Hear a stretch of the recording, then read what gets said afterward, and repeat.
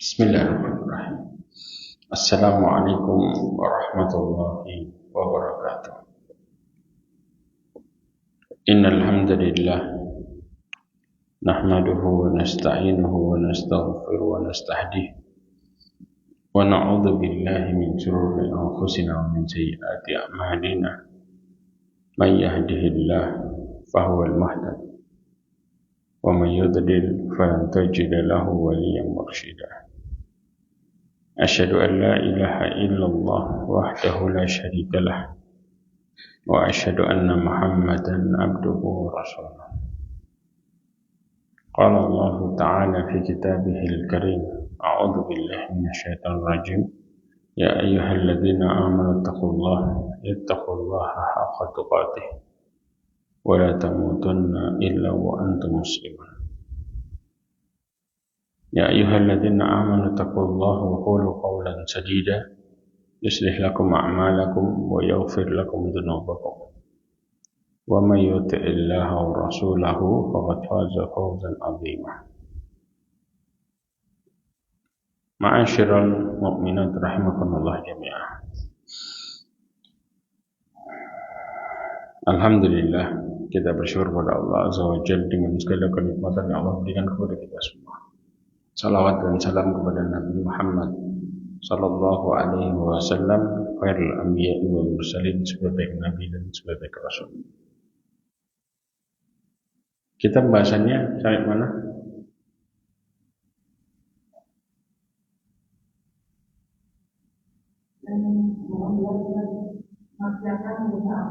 Maksiat merusak akal lagi.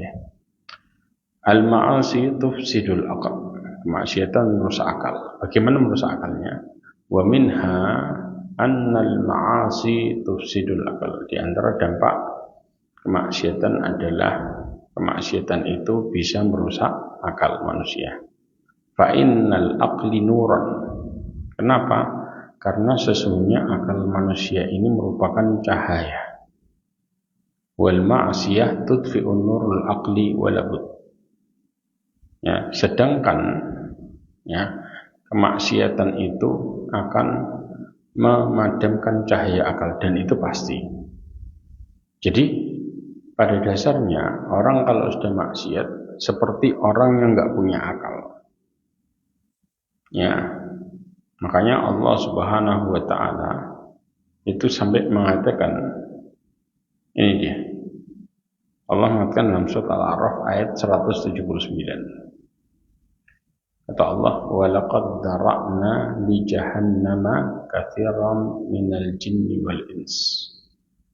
Allah jelaskan bahwa kami menjadikan untuk isi neraka jahanam kebanyakan dari golongan apa? Jin dan manusia. Mereka punya 3 sifat dasar. Apa itu? Yang pertama, lahum qulubun. Mereka itu memiliki yang namanya qulub. Jamak dari qalb. Ya. La yafqahuna biha. Ya, tetapi tidak dipakai untuk memahami ayat-ayat Allah. Ini dia. Kemudian walahum a'yun la yubsiruna biha. Mereka memiliki mata tapi tidak dipergunakan untuk melihat tanda-tanda kekuasaan Allah. Kita akan bahas satu-satu ini insyaallah. Kemudian dikatakan walahum adanun la yasma'una biha. Mereka mempunyai telinga tapi tidak dipergunakan untuk mendengarkan ayat-ayat Allah Azza wa Jalla. Ulaika kal an'ami bal hum adall. Kalau seandainya sampai 3 sifat ini muncul, maka Allah mengatakan mereka itu seperti binatang ternak. Nanti kita juga akan bahas apa yang dimaksud seperti binatang ternak. Bahkan kemudian mereka lebih sesat lagi. Ya. Kita masuk ke dalam surat Al-A'raf. Sebagaimana yang disebutkan ya di ayat 179. Allah Subhanahu wa taala ya menjelaskan tentang masalah ini merupakan ciri-ciri penghuni neraka jahanam yang secara garis besar akal mereka nggak dipakai. Untuk apa? Untuk mengetahui bagaimana kewajiban hidup mereka sebenarnya. Ya, pertama, mereka memiliki hati yang tidak digunakan untuk memahami ayat-ayat Allah.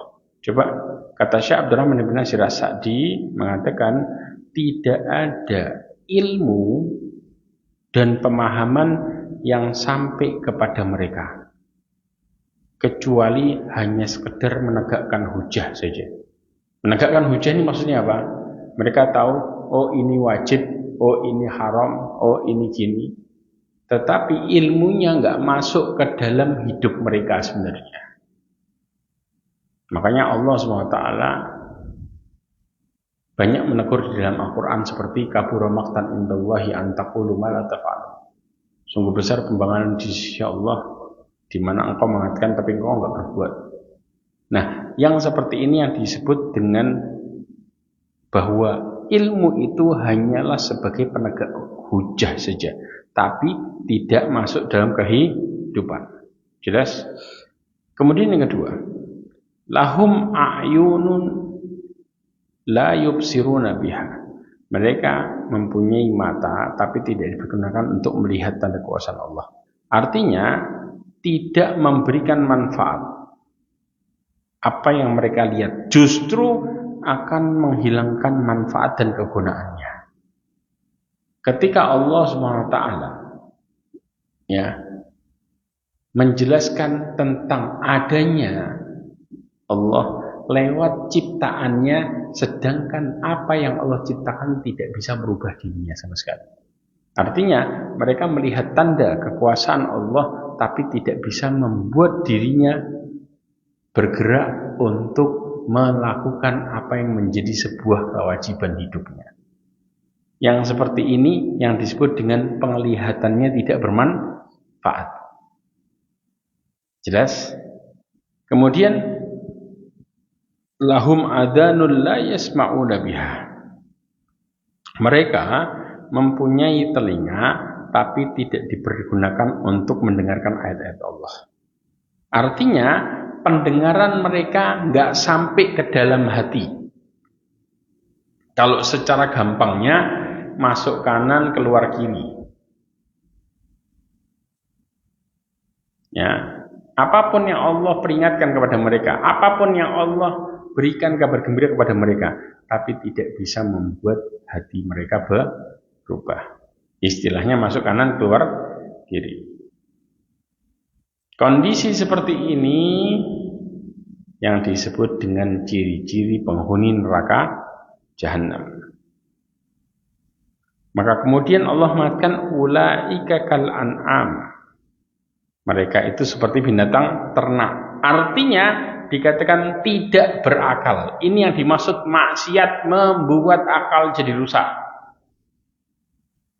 Karena binatang ternak itu enggak berakal.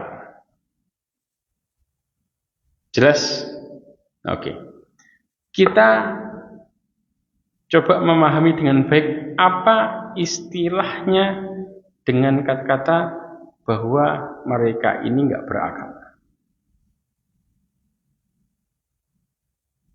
Ya.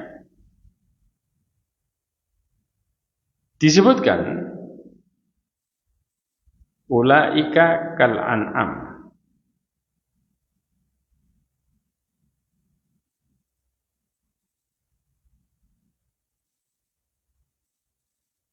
Pernah disebutkan oleh Ibnu Rajab Al-Hambali,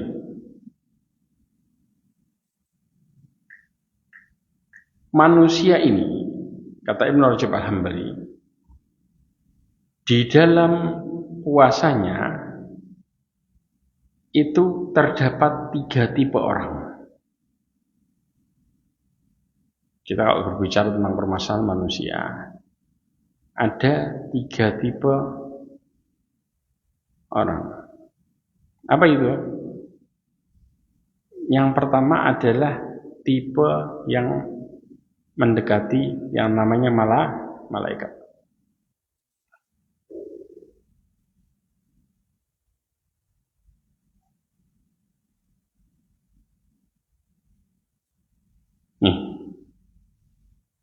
Nih, dikatakan oleh Al-Imam Ibnu Qayyim Al-Jauzi, bahwa manusia itu dengan kesabarannya, ketika dia mampu membendung hawa nafsunya dan syahwatnya, maka dia akan seperti malaikat. Jelas? Yang membuat akal jadi benar itu karena sabarnya dominan.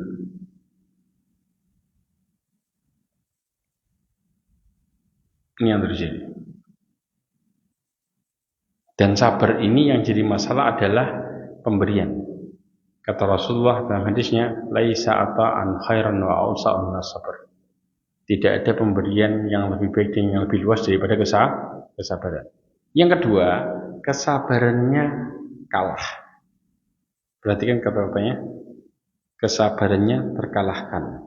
Sehingga hawa nafsu dan syahwatnya dominan. Dia menyerupai setan. Jelas? Menyerupai apa? Setan.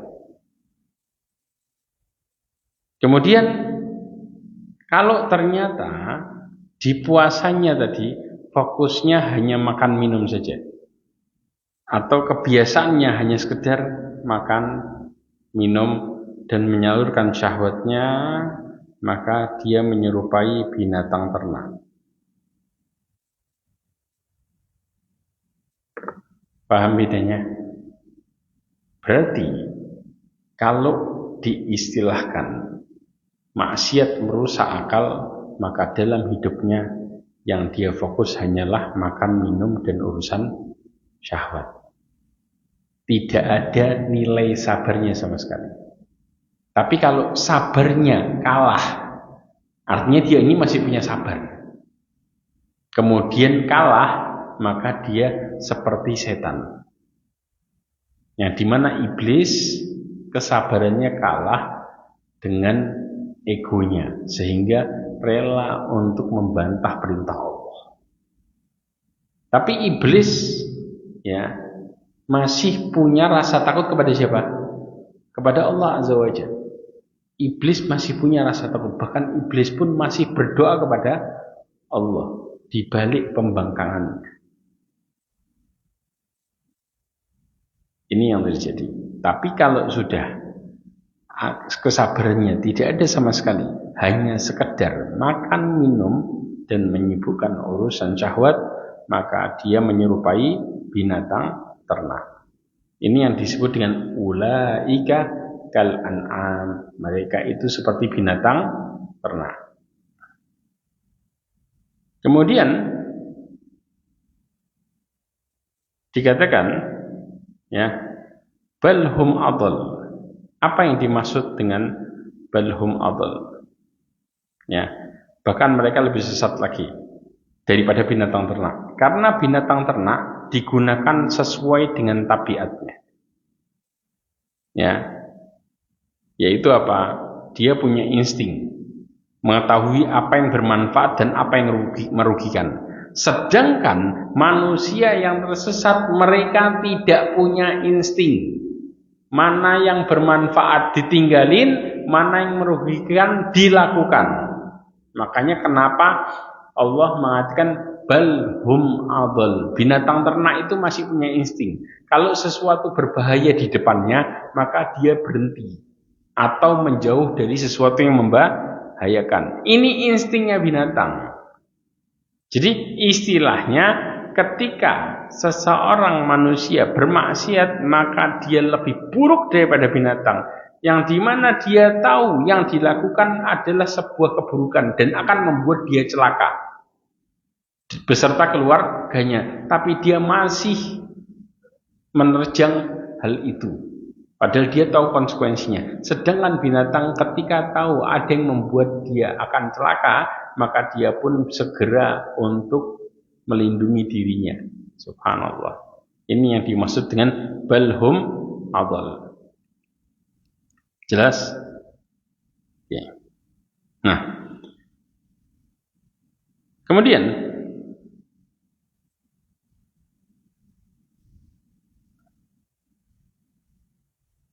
kenapa? Coba perhatikan baik-baik. Kenapa manusia bisa berbuat seperti ini? Jawabannya lihat. Nabi SAW pernah mengatakan di dalam hadisnya, ya, hadis ini hadis qudsi.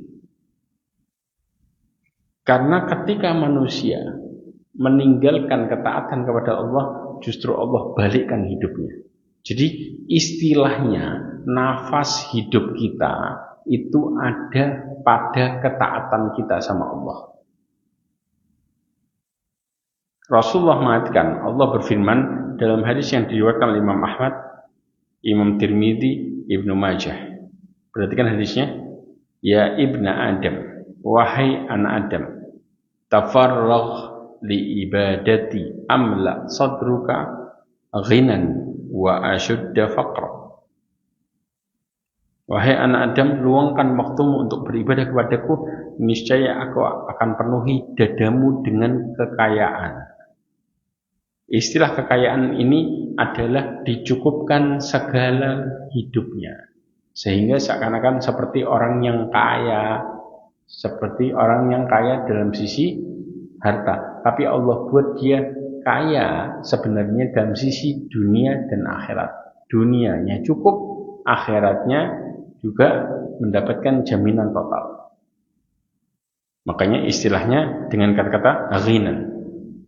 Karena disebutkan oleh Al-Imam An-Nawawi, man kana taliban li ziyadah fama yastaghni bima ma'ahu falaysa lahu ghina. Kaya itu bukan kaya harta. Barang siapa yang selalu minta tambahan dalam hidupnya dan enggak pernah merasa cukup terhadap apa yang dia punya, maka itu bukan orang kaya. Rasulullah mengatakan ghina nafs, namanya kaya itu adalah kaya jiwa. Karena kaya jiwa inilah yang membuat seseorang memahami bagaimana hidup ini yang sebenarnya, dan membuat seseorang bisa menikmati hidup. Ya, yang disebut dengan kaya jiwa. Akhirnya harta dan yang lainnya ngikut, sehingga Allah berikan semua sisi kehidupan dan keluarganya keberkahan. Ya, nah kemudian kalau yang kedua, kata Allah, aku tutupi kemiskinanmu. Miskin dari sisi apa? Terutama dari sisi mental. Coba perhatikan. Nanti kita balik lagi ke hadis ini.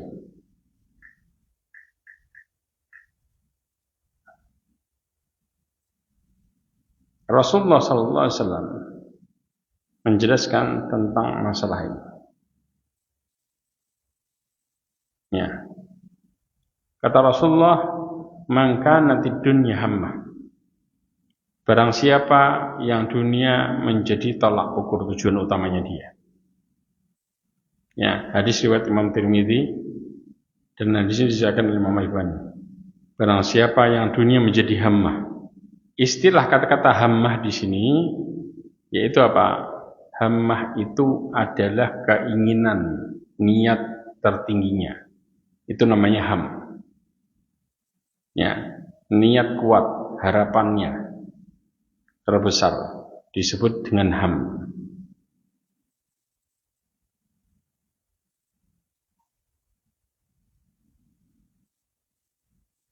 Sudah? Yang pertama apa yang terjadi? Ja'alallahu faqrahu baina 'ainaihi. Allah akan buat dia tidak pernah merasa cukup. Padahal secara dunia orang ini lebih dari cukup. Tapi secara praktek Allah buat perasaannya, hatinya tidak merasa cukup. Ini yang disebut dengan apa? Kata-kata miskin.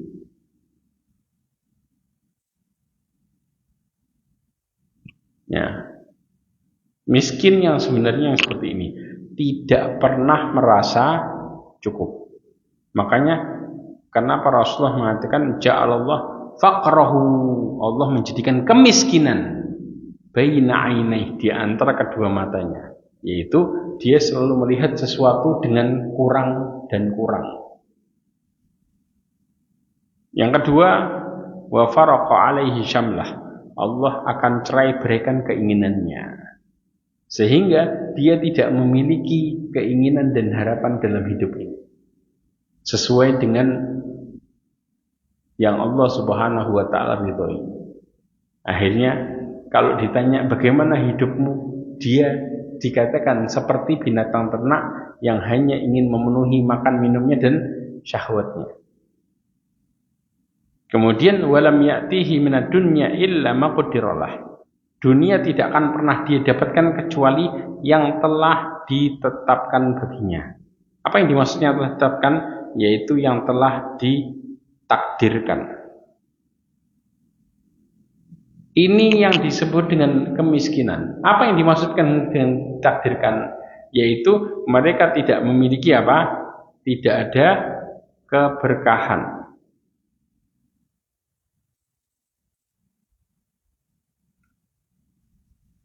Jelas? Jadi kalau seseorang dalam kondisi Allah miskinkan mentalnya, maka prinsipnya Allah cabut keberkahan hidupnya, kemudian dihancurkan keinginan hidupnya, bahkan dibuat mereka merasa tidak cukup.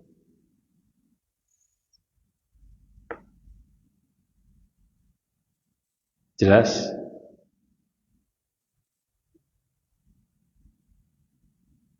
Kalau sudah, kita pindah ke hadis tadi. Sudah dicatat?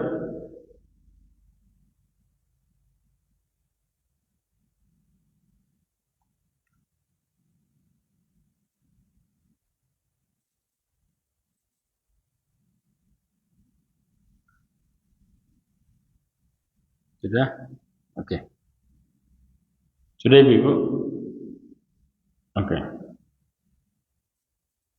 Kita pindah. Kemudian Rasulullah mengatakan, Allah SWT berfirman, kalau ternyata kita ini tidak meluangkan waktu buat beribadah kepada Allah, artinya kita tidak punya waktu buat beribadah, apa yang terjadi? Wa illam taf'al, kalau engkau tidak melakukannya, ya, malaktu yadayka syughla, maka aku penuhi kedua tanganmu dengan kesibukan. Ada yang tahu maksudnya dipenuhi dengan kesibukan?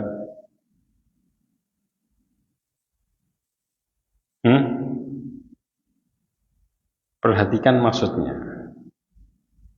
Sibuk yang tidak manfaat. Ini yang terjadi. Apa yang dimaksud dengan sibuk tidak manfaat? Oke. Disebutkan oleh Imam Hasan Al-Basri.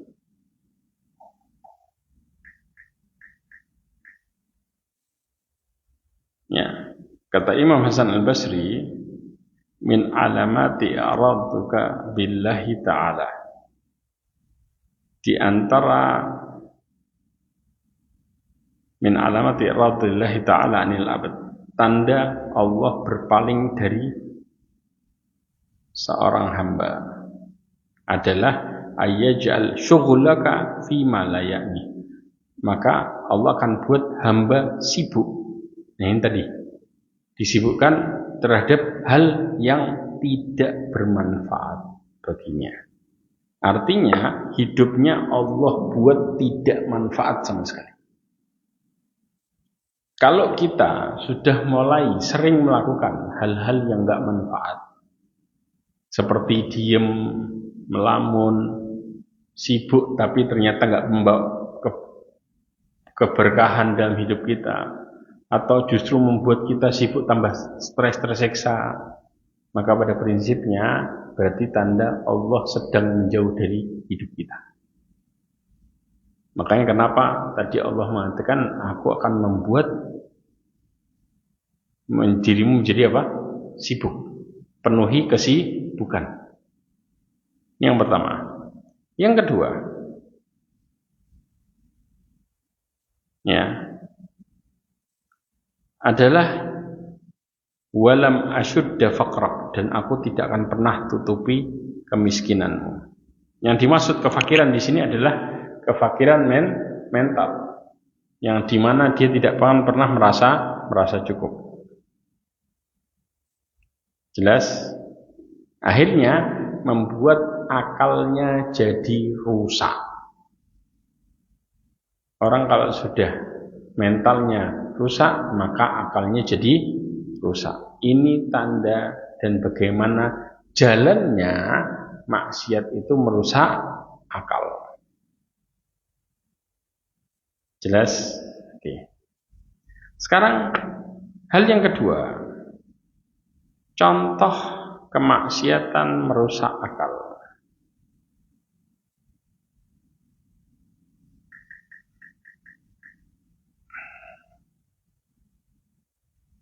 Disebutkan oleh Abu Hanifah. Perhatikan kisahnya Abu Hanifah di dalam kitab Jawahirul Mudhiyah, ya, yang ditulis oleh Muhyiddin Al-Hanafi.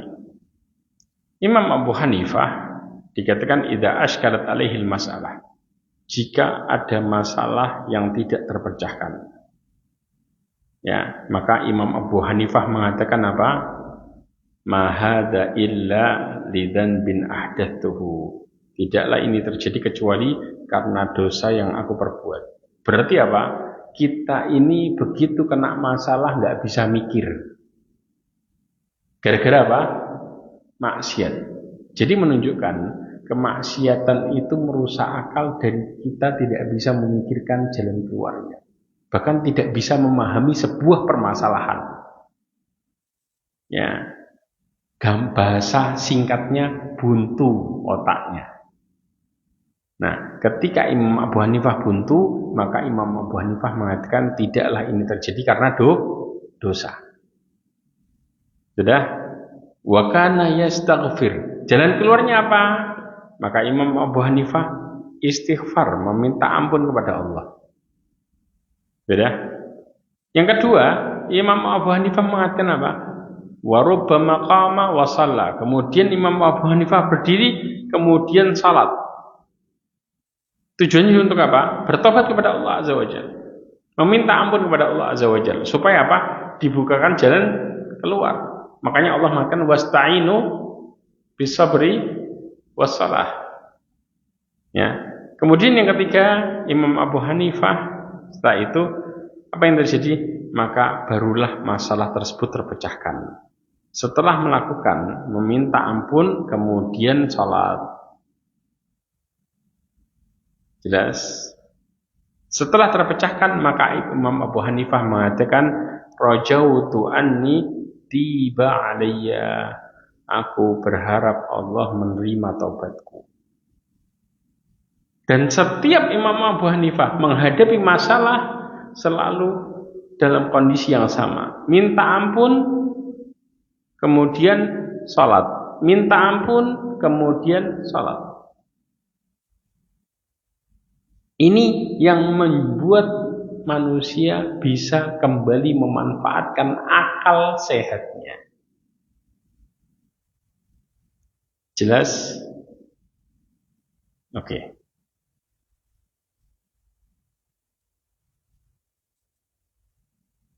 Nah, Kemudian kita balik lagi ke pembahasan kita.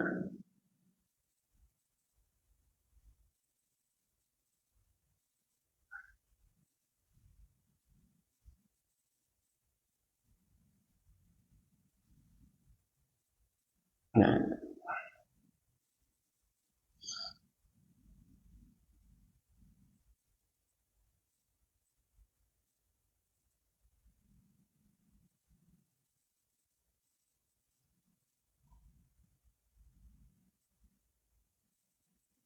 ya, dikatakan oleh Imam Ibnu Qayyim al-Jauziyah,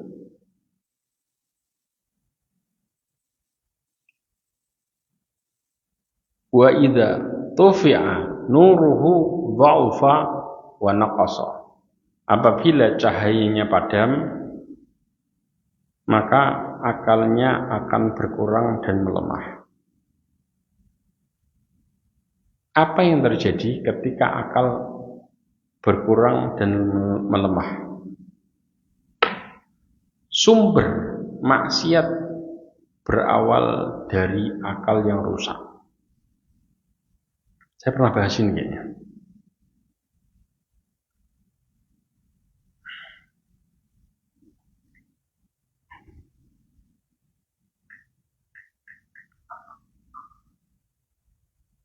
Ya.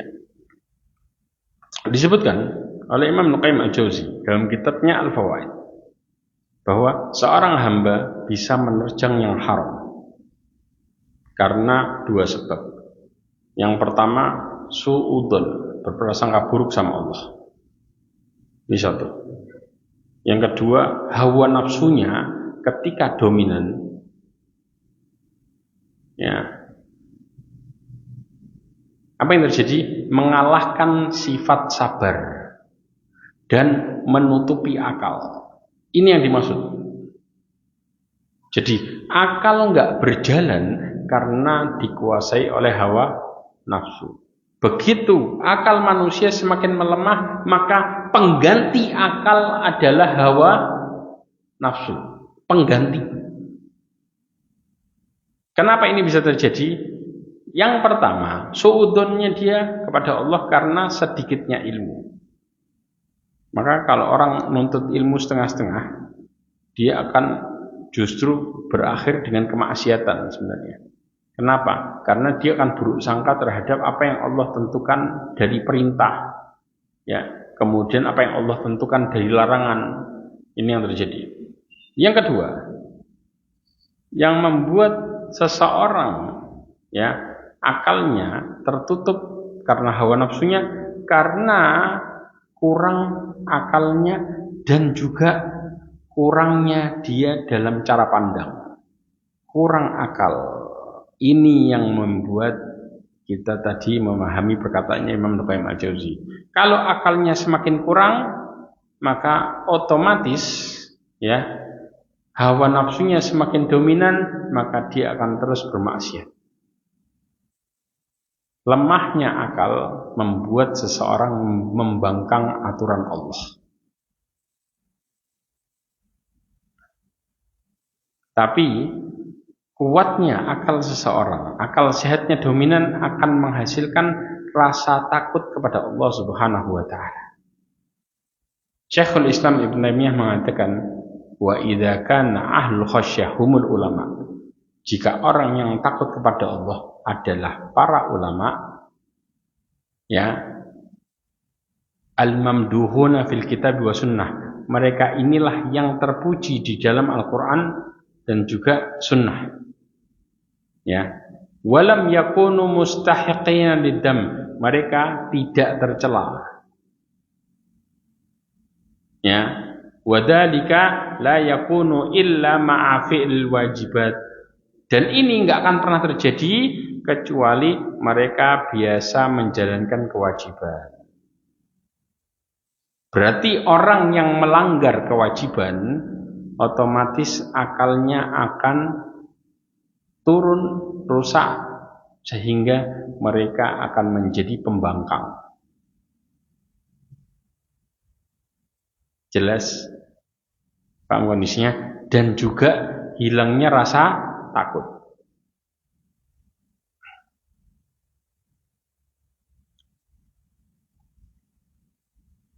Oke. Sudah ditulis?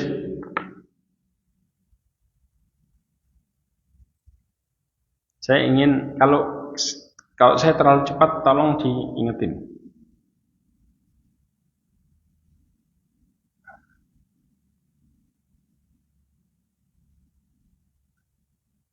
Cok. Kenapa? Oke. Ada yang terlewat catatannya? Saya ulangi lagi.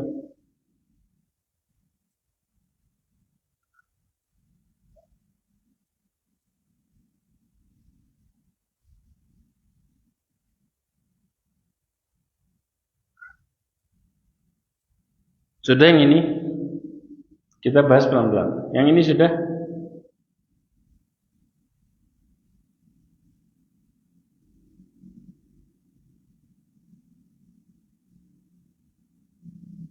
Kita lanjut lagi. Sudah ya? Kenapa?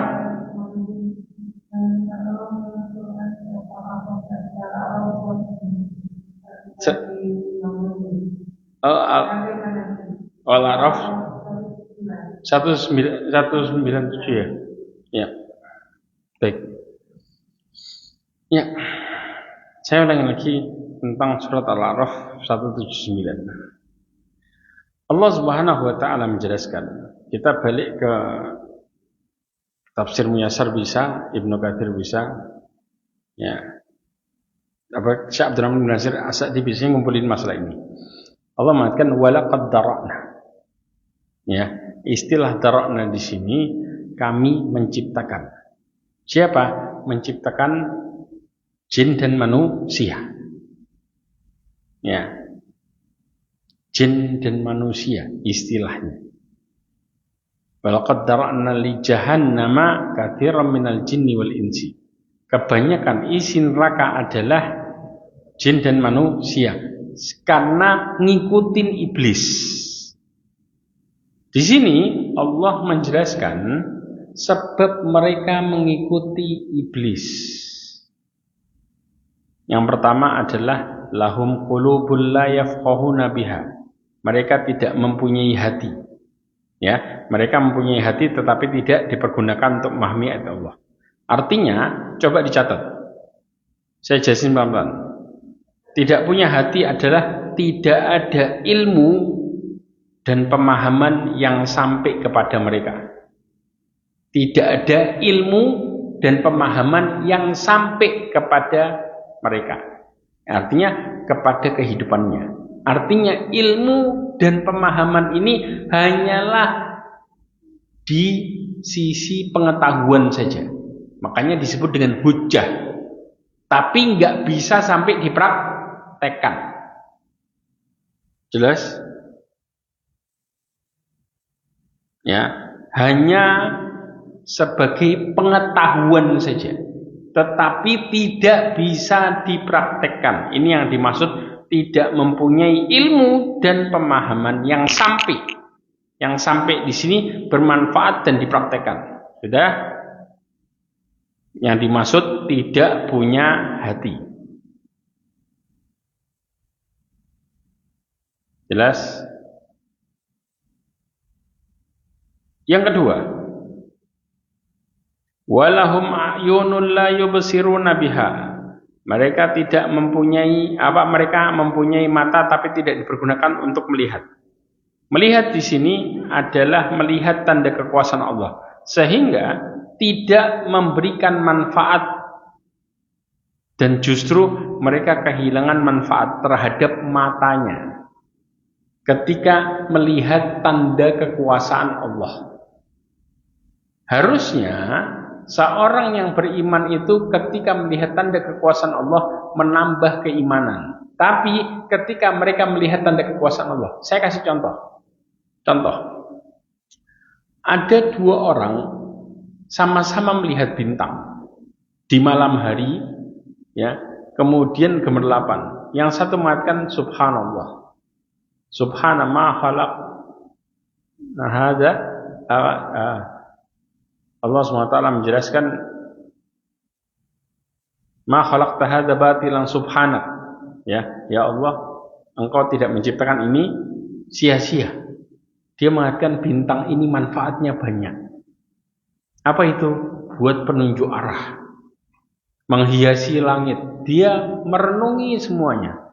Allah menciptakan bintang begitu indah. Bagaimana dengan penciptanya? Sehingga dia bisa merasa tambah yakin sama Allah. Karena dia melihat ciptaan yang tidak mungkin siapapun bisa menciptakannya. Tapi yang satu mengatakan, biasa aja, tiap hari juga ada. Berarti yang satu ketika memandang kebesaran Allah, maka dia mengetahui keagungannya karena melihat ciptaannya. Yang satu karena hatinya mati, maka dia melihat itu nggak ada bedanya. Ini yang dimaksud dengan lahum ayunun la yubsiruna biha. Sudah? Oke.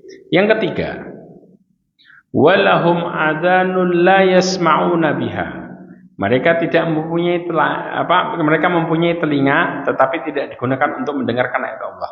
Artinya, apa yang mereka dengarkan tidak sampai ke hatinya. Contoh, ada orang baca Quran cuman sekedar baca.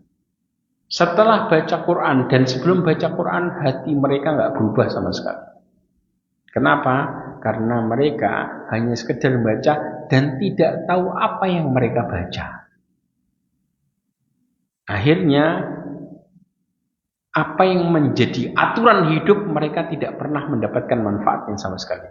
Karena apa yang mereka dengar dari peringatan Allah dan juga dari kabar gembira berupa orang-orang yang taat mendapatkan balasan dunia akhirat, membuat hati mereka nggak tergerak.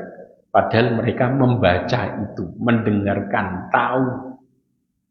Ya, maka di sini telinga tidak bermanfaat. Kemudian Allah mengatakan ulaika kal an'am. Mereka seperti binatang ternak. Kenapa dikatakan seperti binatang ternak? Secara garis besarnya tidak mempunyai akal. Ya. Disebut tidak mempunyai akal karena mementingkan dunia daripada akhirat. Padahal dunia ini sementara, akhirat selamanya. Itu yang dimaksud dengan tidak mempunyai akal. Kata Syekh Abdurrahman bin Nasir As-Sa'di, mereka itu lebih mementingkan yang fana, yaitu dunia, di atas apa yang kekal. Maka mereka kehilangan keistimewaan akal. Akal itu istimewanya bisa memilih mana yang terbaik. Ini istimewanya akal. Tapi kalau orang memilih yang buruk dari yang terbaik, maka akalnya nggak berfungsi. Jelas? Dan ini dampak dari maksiat. Itu yang tadi saya garis bawahi. Balhum adol, bahkan mereka lebih sesat dari binatang ternak. Kenapa disebut lebih sesat? Coba dicatat baik-baik. Saya diktekan. Binatang ternak digunakan sesuai dengan tabiat penciptanya. Dan dia memiliki insting. Saya ulangi lagi. Binatang ternak digunakan sesuai tabiat penciptanya. Dan dia memiliki insting apa yang bermanfaat dan merugikan. Memiliki insting apa yang bermanfaat dan merugikan. Sedangkan orang yang tadi lalai tadi, mereka tidak memiliki insting mana yang bermanfaat, mana yang rusak. Sehingga mereka menyamakan, bahkan membalikkan. Yang bermanfaat dianggap merugikan, yang merugikan dianggap bermanfaat. Ini yang disebut lebih sesat daripada binatang ternak. Paham? Nah, garis besarnya, maka kemudian Allah mengatakan di akhir ayat, ulaika humul ghafilun. Mereka lalai. Lalai dari apa saja? Saya sebutin satu-satu, dicatat silahkan. Yang pertama, melalaikan dari sesuatu yang berguna, yang paling berguna. Dari sesuatu yang bermanfaat, satu. Melalaikan dari sesuatu yang bermanfaat. Sudah?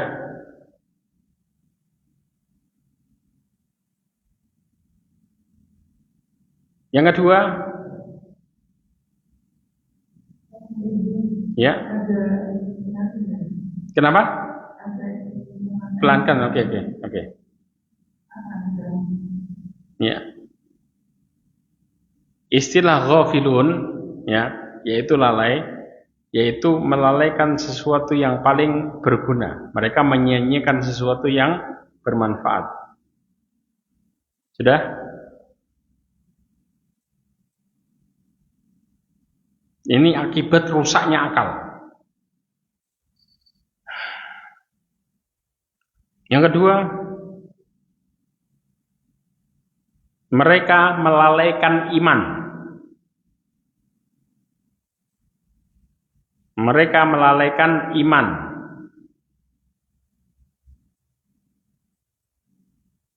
Ya, kemudian ketaatan dan zikir kepada Allah. Mereka melalaikan iman, ketaatan, dan zikir kepada Allah.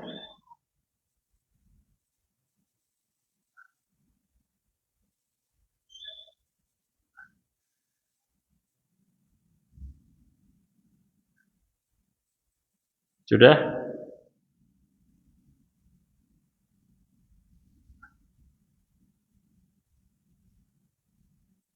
Yang berikutnya, yang ketiga,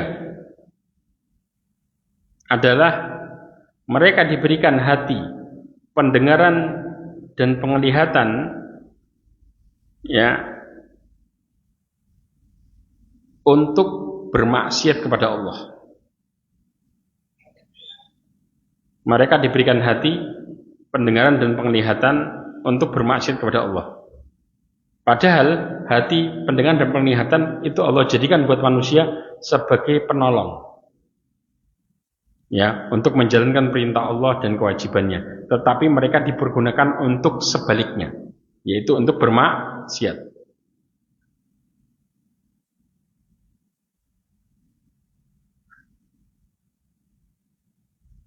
Sudah? Mereka diberikan hati, pendengaran, dan penglihatan, mereka manfaatkan untuk bermaksiat, bukan untuk menjadi penolong dalam melakukan perintah Allah.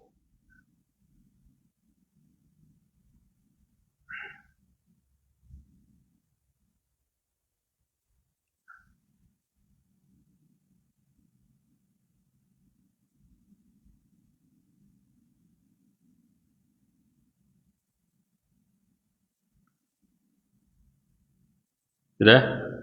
Oke. Sekarang kita masuk ke pembahasan berikutnya.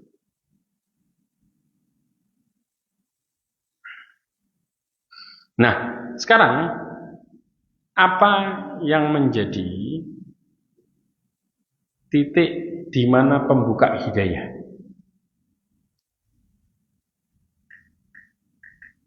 Saya pernah kasih ini ya. Sebentar.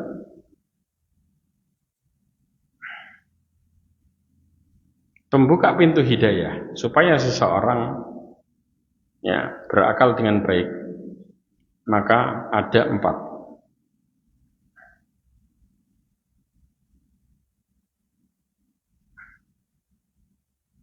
Pernah nggak ini dikasih ibu-ibu? Kata Imam Ibnu Qayyim dalam kitabnya Al-Fawaid. Sudah pernah? Belum? Kalau belum saya jelasin. Oke. Disebutkan oleh Imam Ibnu Al-Jauzi, kalau semua kebaikan asalnya adalah taufik. Taufik ini adalah ilham yang Allah berikan kepada hati manusia untuk berubah. Namanya taufik. Yang dimana hanya ada di tangan Allah. Ya, bukan di tangan manusia. Jadi yang merubah hati seseorang buat melakukan sesuatu yang bermanfaat itu hanya Allah, bukan manusia. Maka kunci untuk membuka pintunya adalah ada 4. Yang pertama adalah selalu berdoa. Ya, jadi kalau orang kemudian dalam hidupnya banyak meminta pertolongan kepada Allah, maka Allah akan bukakan pintu hidayah. Bukan berusaha sendiri tanpa meminta. Yang kedua adalah menampakkan rasa butuh. 2. Maka di sini manusia nggak akan pernah mengedepankan akalnya dibanding dengan aturan. Tapi akal yang baik itu justru mengikuti aturan. Saya ulangi lagi, akal yang baik itu adalah akal yang mengikuti aturan, bukan aturan yang mengikuti akal.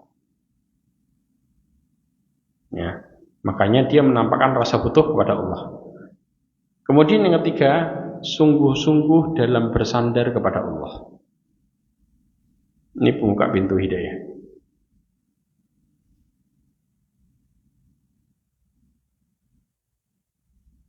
Ya.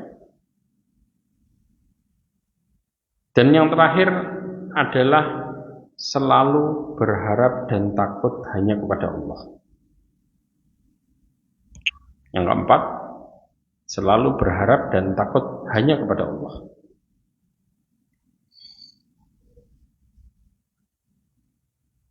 Kemudian disebutkan, maka ketika Allah memberikan kunci taufik itu kepada hambanya, dia ingin membuka pintunya.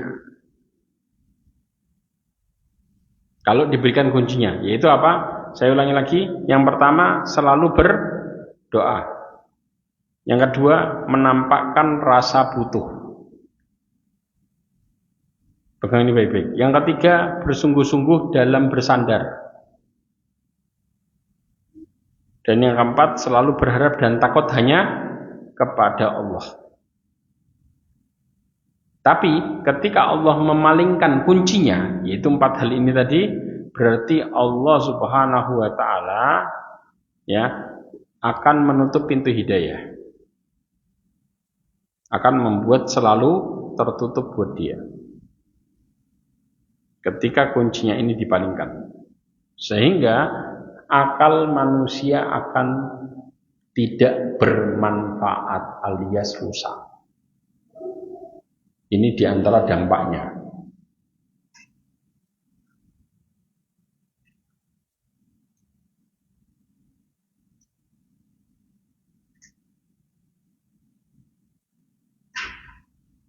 Sudah?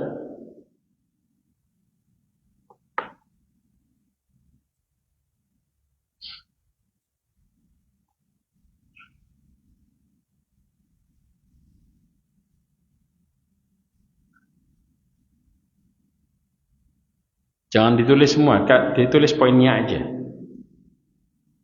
Sudah ya? Oke. Kita masuk ke pembahasan berikutnya. Aduh.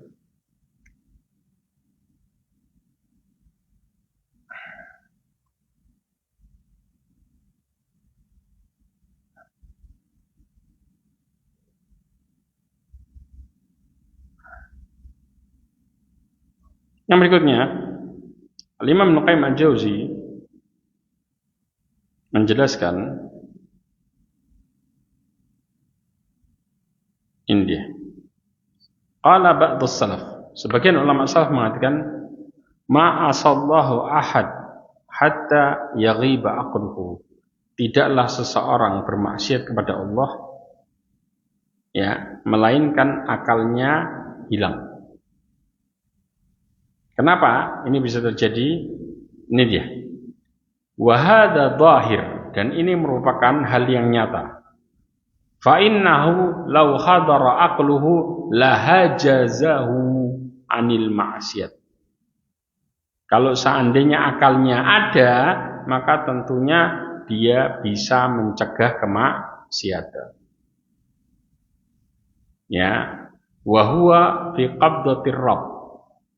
Yang jadi masalah akalnya ini ya akan menyandarkannya ya, dan ada di genggamannya Allah dan kekuasaannya. Ini yang menjadi titiknya. Makanya kenapa Imam Al-Qayyim tadi menjelaskan bahwa dia bakal berdoa, bersandar sama Allah dan bersungguh-sungguh ngerasa butuh sama Allah. Karena akal manusia itu ada di genggamannya siapa? Genggamannya Allah.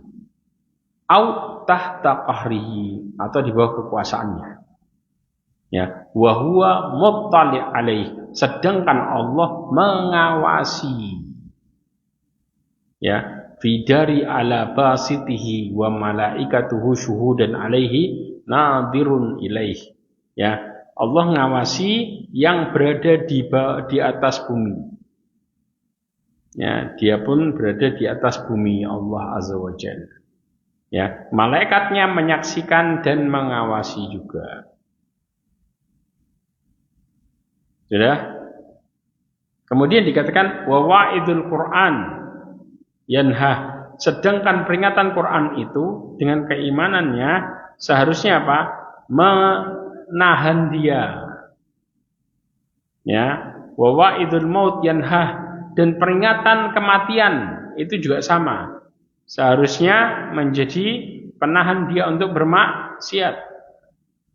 Wa wa'idun nar yanha, dan peringatan neraka juga mampu mencegah dari kemaksiatan. Jadi menjelaskan bahwa Allah itu memberikan 3 peringatan. Yang pertama adalah Al-Quran. Yang kedua, kematian. Yang ketiga, neraka. 3 hal ini merupakan hal yang ngingetin kita buat mencegah kemaksiatan. Ya, Al-Quran, kematian, dan neraka. Kalau akalnya berjalan, ya. Tapi walladhi yafutuhu bil ma'siyah min khairi dunya wal akhirah ad'af ma yahsulu lahu minas surur wal ladzat. Ya, yang kehilangan kebaikan dunia dan akhirat akibat kemaksiatan lebih banyak dan berlipat ganda dibanding dengan senang dengan kelezatan yang ia dapatkan dari yang dia lakukan di balik maksiat. Ruginya orang maksiat itu lebih banyak dibanding dengan dia ngerasa untung dari sisi maksiat. Untungnya cuma sedikit, tapi ruginya mengerikan. Contoh orang rugi dari sisi maksiat dibanding dengan untungnya.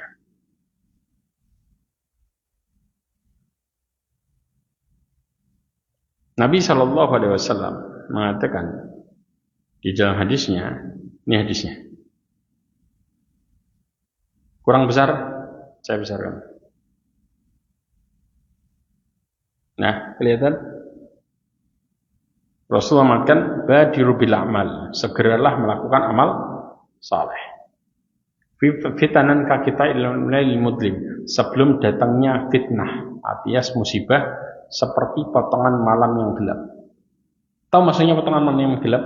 Kalau sudah datang potongan malam yang gelap, maka orang yang kena fitnah susah untuk membedakan mana benar mana salah. Yang kena fitnah. Berarti hadis ini menjelaskan, ulama menjelaskan obat fitnah adalah amal soleh. Ya, obatnya fitnah adalah amal soleh. Berarti kalau orang kehilangan amal soleh, maka mereka mudah kena fitnah. Apa efeknya? Di balik fitnah yang terjadi, yusbihu rajul mu'mina. pagi harinya beriman. Wa yumsi kafira, sorenya jadi kafir. Sudah? Kemudian au yumsi mu'mina, atau sorenya dalam keadaan beriman. Wa yusbihu kafira, paginya kafir. Artinya dia bisa berubah menjadi kafir dalam waktu singkat. Enggak sampai 24 jam. Yaitu efeknya akibat dari maksiat. Ya biudinahu, menjual agamanya. Karena sedikit keuntungan dunia. Ini yang dimaksud. Bahwa ketika orang bermaksiat, keuntungannya sedikit. Yang dihadapin cuma satu titik itu aja. Dia dapat, tapi dengan cara jual agama. Na'udzubillah min dzalik.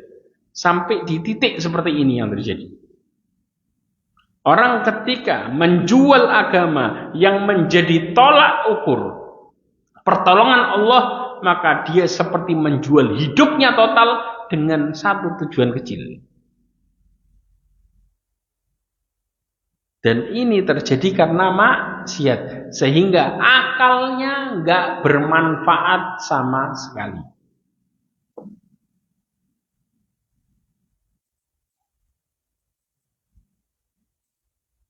Jelas?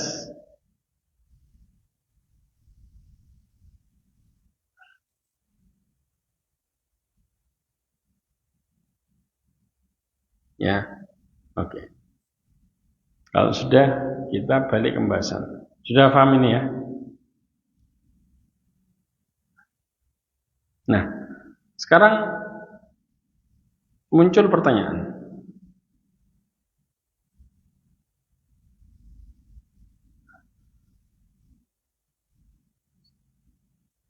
Lalu, apa yang menjadi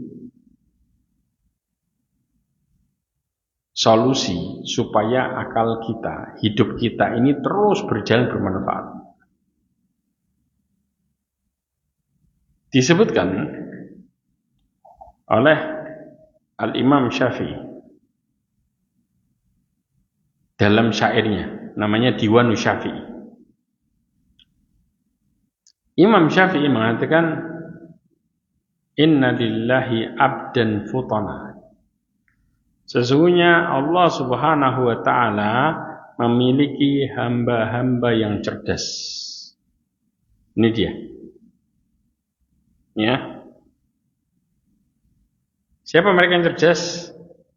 Tarakud dunya wa khaful fitnah. Mereka mencari dunia, khawatir terhadap fitnah. Ya. Kemudian nadharu fiha falamma alimu annaha laysat til hayy watana.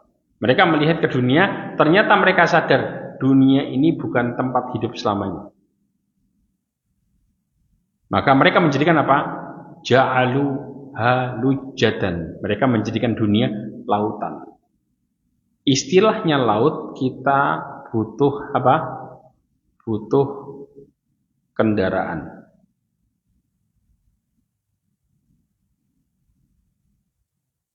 Buat apa? Buat selamat. Maka kalau kita mengarungi laut, tidak pakai alat atau nggak pakai suatu yang membantu, nggak mungkin orang renang terus. Ya, jelas, karena lautan. Maka judulnya mereka akan menjadikan perahunya adalah amal saleh. Waj'al amal saleh sufuna. Ini yang dimaksud bahwa amal saleh sebagai pelindung dari fitnah. Jelas? Karena sebagai perahunya.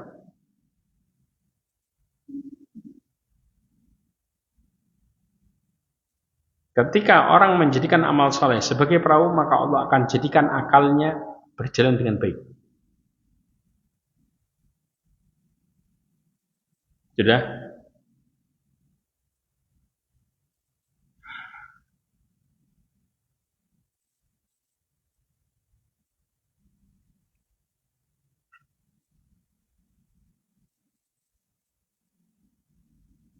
Kalau sudah, kita lanjutkan lagi.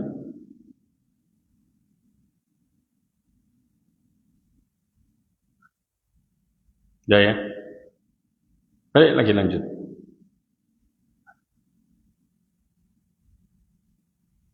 Kemudian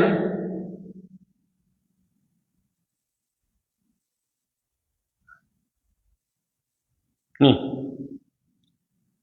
kenapa maksiat merusak akal? Syekhul Islam Taimiyah mengatakan tentang masalah akal. Ya, akal ini merupakan syarat dalam mempelajari semua ilmu. Pakai akal. Jelas? Kalau syarat untuk menjadikan semua amal itu baik dan sempurna juga pakai akal. Menjadikan semua amal baik itu baik dan sempurna pakai akal. Ya, dengan akal juga maka ilmu dan amal menjadi satu. Jadi akal ini fungsinya apa? Yang pertama, syarat untuk mempelajari semua ilmu. Ya. Yang kedua, semua amal itu baik dan sempurna dengan akal. Yang ketiga adalah ilmu dan amal menjadi lengkap dengan akal. Nah, untuk mendapatkan akal ini, maka akal tidak bisa berdiri dengan sendirinya. Garis bawah ini. Ya, bukanlah sesuatu yang bisa berdiri dengan sendirinya. Tapi akal adalah kemampuan dan kekuatan dalam diri seseorang. Ini fungsinya. Sebagaimana mata punya kemampuan buat melihat, akal adalah kemampuan dan kekuatan seseorang buat berpikir, buat menjalankan tiga hal ini.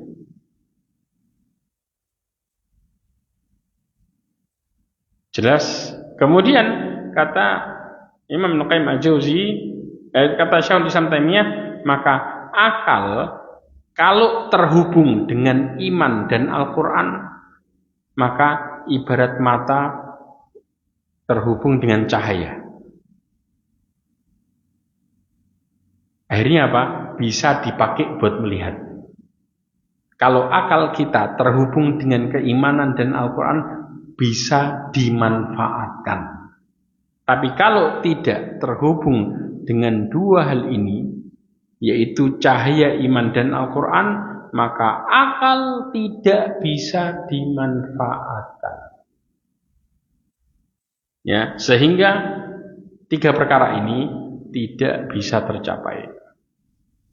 Dari mulai mempelajari ilmu, ya, mengamalkannya, serta menggabungkan antara ilmu dan amal.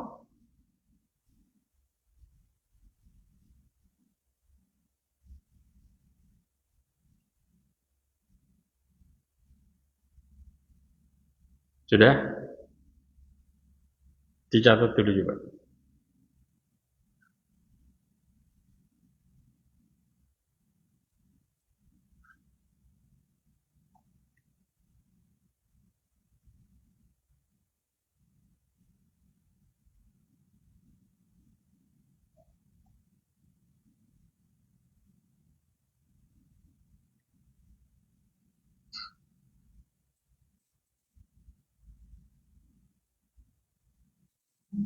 Ya.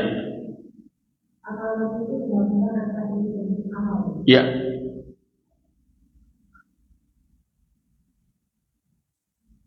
Makanya apa? Ilmu dan amal digabungkan dengan apa? Akal. Nah, ini disebutkan oleh Syekhul Islam Taimiyah, sehingga dengan akal, ilmu dan amal menjadi lengkap.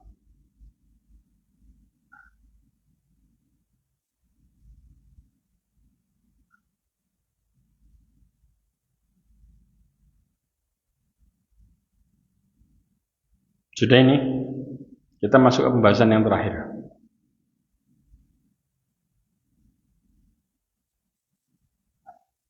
Sudah ya?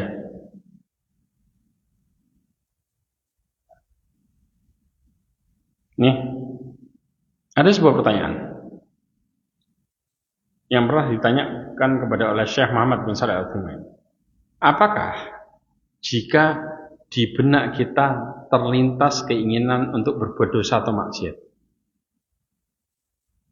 tapi tidak sampai melakukannya, sudahkah dianggap dosa atau haram? Paham ya?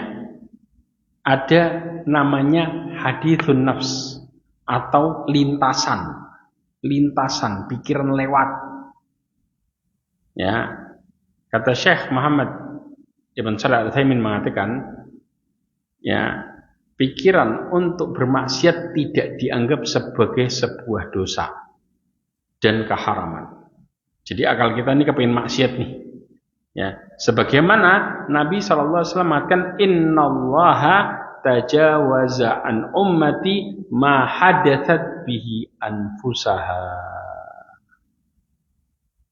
Ini jadinya Allah memaafkan umatku jika hanya terlintas dalam dirinya. Malam ta'mal au tatakallam, selama enggak diamalkan dan enggak bicara. Contoh, kita kadang-kadang lagi sholat, kemudian punya pikiran buruk.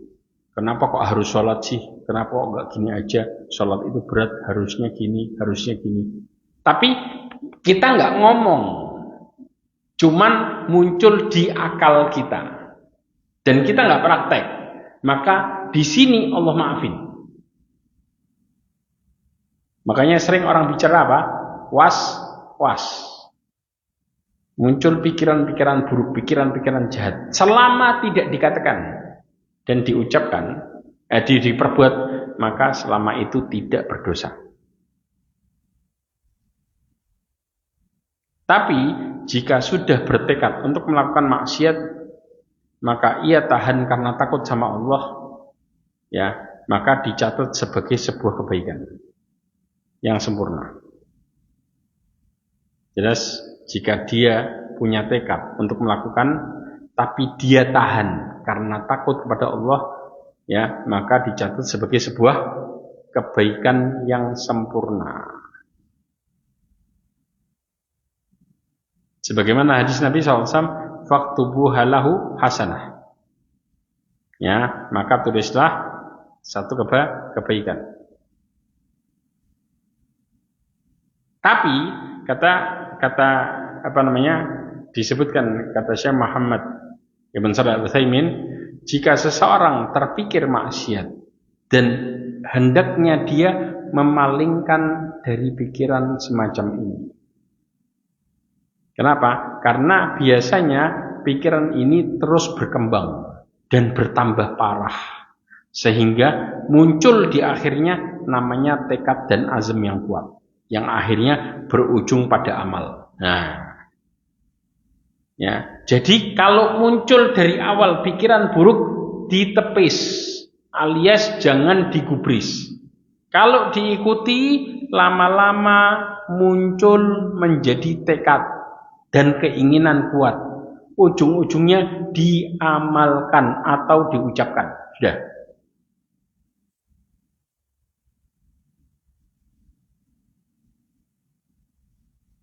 Sudah? Paham? Kemudian kesimpulannya adalah yang bisa selamat hanya orang-orang yang diselamatkan oleh Allah.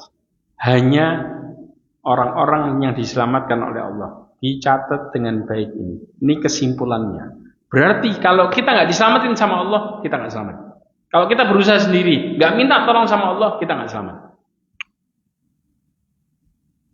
Hanya yang diselamatkan oleh Allah. Jelas?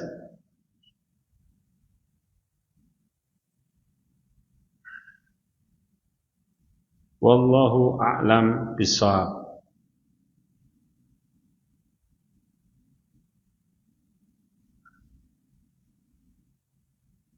Ya, cukup insyaallah.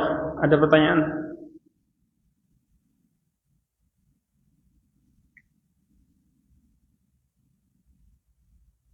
Silakan.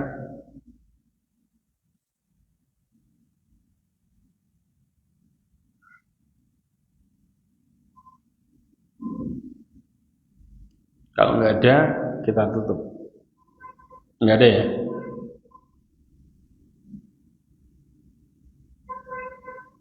Oke, kita tutup ya.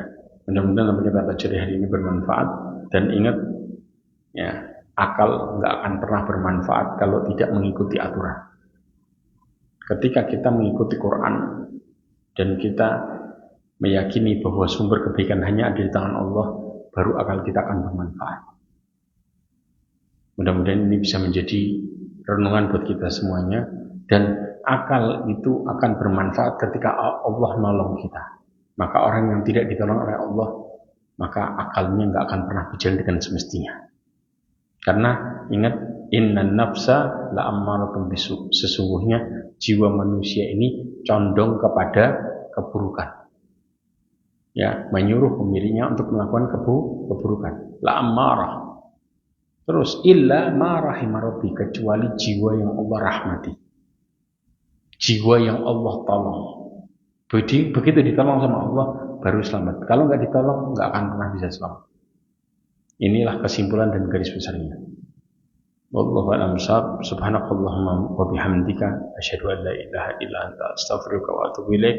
Wa akhiru da'wana alhamdulillah. Assalamualaikum warahmatullahi wabarakatuh.